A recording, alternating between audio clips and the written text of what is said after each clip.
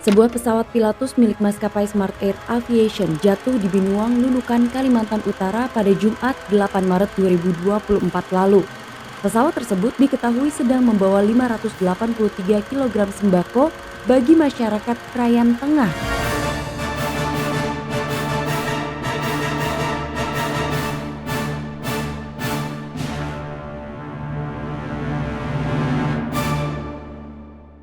Muhammad Yusuf Yusandikan Katohe, 29 tahun, warga Bekasi, menjadi pilot muda yang terbang untuk membawa sembako yang masuk dalam program subsidi ongkos angkut atau SOA barang.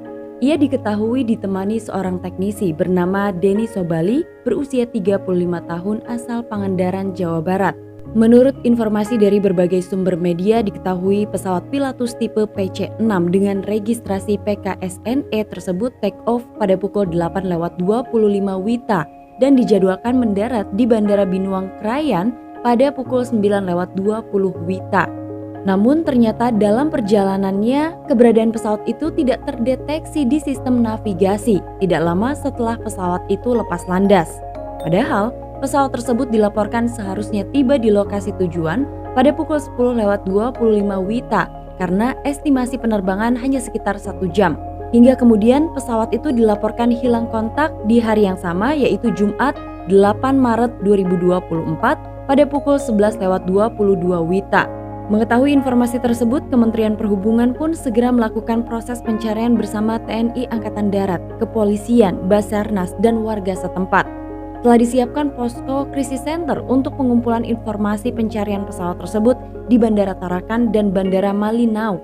Bukan hanya menurunkan helikopter, tapi pihak TNI juga menurunkan pesawat Boeing 737 untuk melakukan pencarian. Sementara itu, di tempat lain, warga mengaku mendengar pesawat yang melintas, kemudian mendengar suara dentuman dari kawasan Bukit Narif di Kecamatan Krayan. Sementara itu, pihak kepolisian mencoba untuk memastikan informasi tersebut. Pencarian di tanggal 8 sejak pesawat itu hilang kontak sulit untuk dilakukan.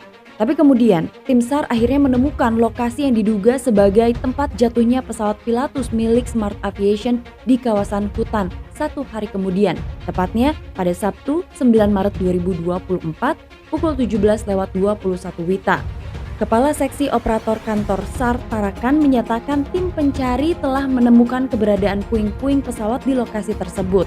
Terdapat tanda seperti api unggun di hari Minggu tanggal 10 Maret. Diduga api tersebut dibuat oleh korban yang masih hidup untuk memberikan tanda. Tim pencari sempat melihat 3 orang melambaikan tangan di salah satu titik koordinat fokus pencarian pada hari Sabtu.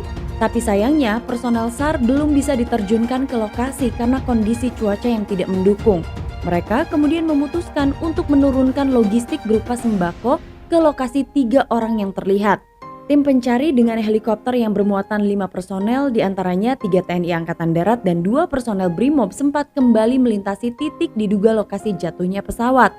Setelah melakukan upaya pencarian, akhirnya tim menemukan 2 korban pesawat Smart Air pada hari Minggu.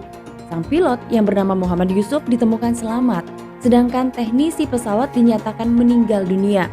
Dikabarkan selama berada di hutan, Muhammad Yusuf terus mencari solusi agar keberadaan puing pesawat dan kru terdeteksi tim SAR.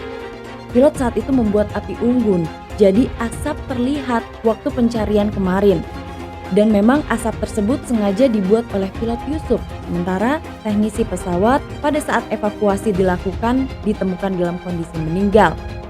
Diduga beliau meninggal setelah mengalami hantaman dengan ranting pepohonan. Hal tersebut mungkin karena bagian sayap kiri dari pesawat yang rusak parah, hingga teknisi menerima hantaman kuat dari ranting-ranting pohon. Setelah 2 korban dari pesawat Smart Air ditemukan, proses evakuasi menggunakan helikopter dilanjutkan. Tim SAR melakukan heli rappelling atau turun dari ketinggian menggunakan helikopter untuk menyelamatkan kedua korban jatuhnya pesawat tersebut.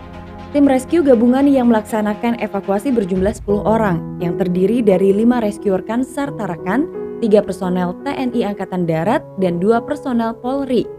Dengan sistem hoisting atau pengangkatan, tim SAR berhasil mengevakuasi 2 kru pesawat yang menjadi korban, tepatnya pada pukul 16.35 WITA. Keduanya pun sudah dievakuasi ke RSUD Yusuf SK Tarakan. Keduanya dievakuasi menggunakan helikopter. Setibanya di RSUD, jenazah engineer kemudian diterbangkan ke Pangandaran. Meskipun puing-puing pesawat dan kru dari pesawat Smart Air sudah ditemukan, namun sampai saat ini penyebab jatuhnya pesawat belum dapat ditentukan oleh KNKT.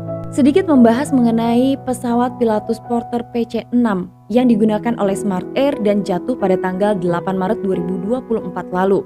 Pesawat tersebut merupakan pesawat yang dibuat oleh Swiss dan mempunyai kemampuan stall atau short take-off and landing dan juga bisa terbang dengan kecepatan rendah. Pilatus Porter dirancang untuk berbagai keperluan dan mampu terbang tangguh di berbagai medan atau wilayah geografis yang beragam, seperti di Indonesia yang memiliki kondisi geografis seperti pegunungan, lembah, hingga pulau-pulau kecil yang sangat banyak. Sehingga Pilatus Porter PC-6 sangat direkomendasikan untuk menjangkau daerah terluar dan terpencil di Indonesia. Pilatus Porter PC-6 sendiri terbang pertama kali pada tanggal 4 Mei 1959 dan produksi pertama diluncurkan mulai tahun 1960.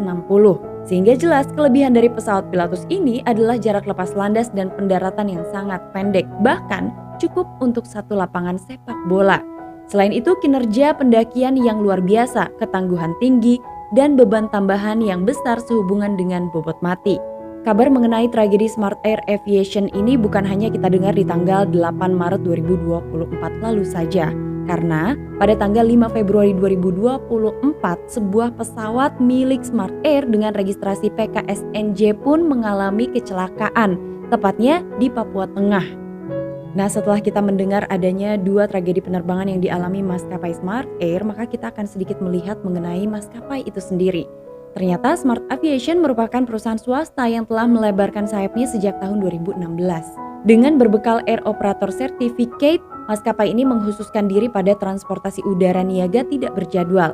Maskapai tersebut menawarkan berbagai jenis operasional yang memenuhi kebutuhan klien, mulai dari penerbangan charter untuk survei udara, fotografi udara dan patroli udara, hingga pengangkutan kargo dan penumpang, operasi modifikasi cuaca, dan charter VIP. Dari tragedi jatuhnya pesawat PKSNE, kita tentu sama-sama berdoa agar peristiwa semacam ini tidak terulang kembali. Dan kita juga pasti sama-sama menunggu informasi dari KNKT mengenai penyebab jatuhnya pesawat tersebut. Terima kasih kamu sudah nonton video aku hari ini, dan sampai ketemu di episode selanjutnya.